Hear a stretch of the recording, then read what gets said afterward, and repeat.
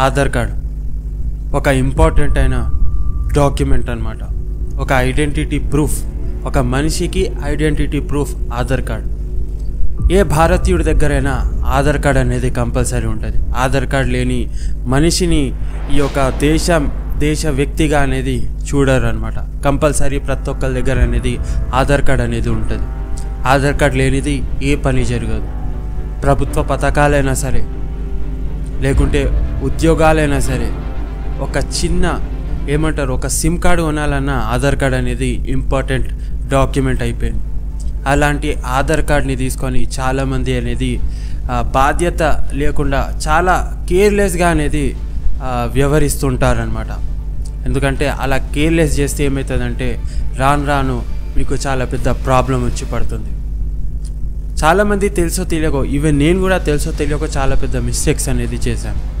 So ఆ mistakes కూడా in case మీరు చేస్తున్నట్లయితే ఆ మిస్టేక్స్ని మానుకోవాలి, కంపల్సరీ మానుకోవాలి. లేకుంటే ఫ్యూచర్లో అనేది మీకు అనేది చాలా పెద్ద ప్రాబ్లం వచ్చి పడుతుంది.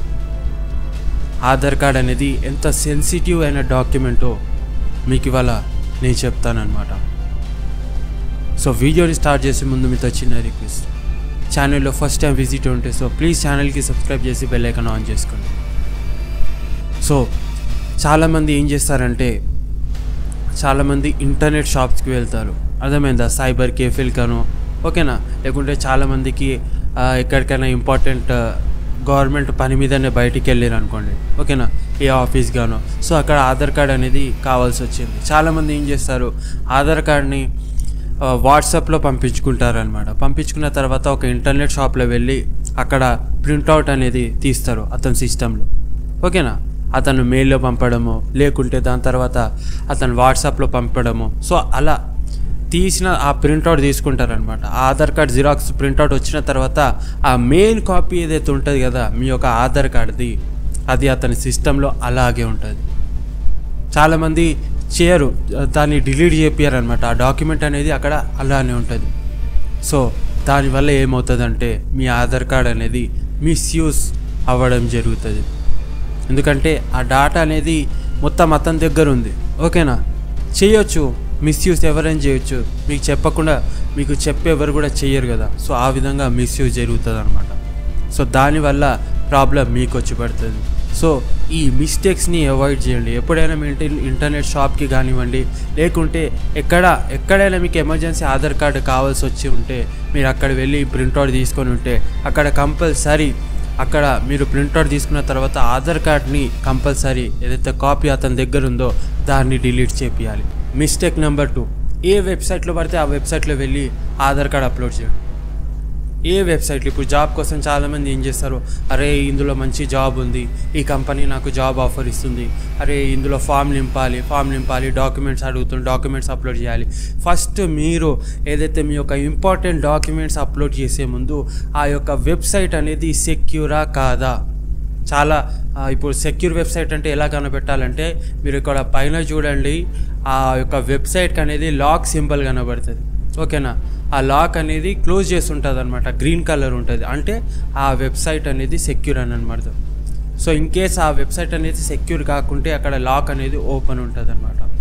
సో కొన్ని గవర్నమెంట్ సైట్స్కి కూడా అలా ఉంటుంది. బట్ నేను చెప్పేది ఏంటంటే, గవర్నమెంట్ సైట్స్కి తప్పించి వేరే థర్డ్ పార్టీ వెబ్సైట్లో మీకు ఏదైనా ఆఫర్ వచ్చిందంటే, డాక్యుమెంట్స్ వాళ్ళు అడుగుతున్నారంటే కంపల్సరీ 1 నుంచి 10 సార్లు ఆలోచించి దాని తర్వాత డాక్యుమెంట్స్ అనేది అప్లోడ్ చేయండి.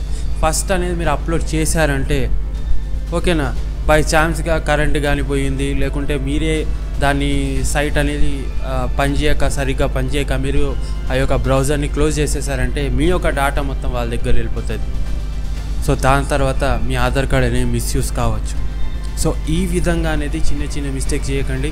ఇంపార్టెంట్ అయినా ఇప్పుడు గవర్నమెంట్ సైట్ ఉంది, ఓకేనా, మీరు గవర్నమెంట్ జాబ్కి అప్లై చేస్తున్నారు, అది గవర్నమెంట్ సైట్, అది సెక్యూర్, ఓకేనా. అందులో మీరు ట్రస్ట్ అందులో డాక్యుమెంట్స్ అప్లోడ్ చేయొచ్చు.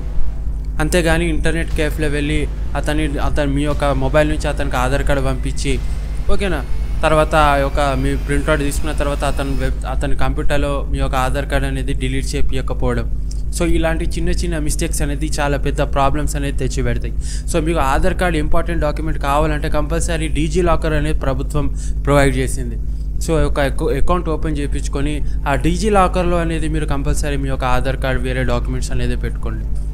అంతేగాని ఎక్కడ పడితే మాత్రం అక్కడ ఆధార్ కార్డ్స్ అనేది పడేసుకోకండి. ఎందుకంటే ఆధార్ కార్డ్ అనేది మనిషికి ఒక్కటే ఉంటుంది, అది ఒక్కటేసారి క్రియేట్ అవుతుంది. ఆధార్ కార్డ్ లేనిది ఏ పని జరగదు. సో కొంతమందికి ఆధార్ కార్డ్ లేదు, వాళ్ళు అనేది ఏ పథకం పొందక ఓకేనా ఒక మనిషికి వాల్యూ ఉండదు అనమాట. సో అందుకోసమే వీడియో చేస్తున్నాం. కాస్త మీ యొక్క డాక్యుమెంట్ అనేది జాగ్రత్తగా చూసుకోండి.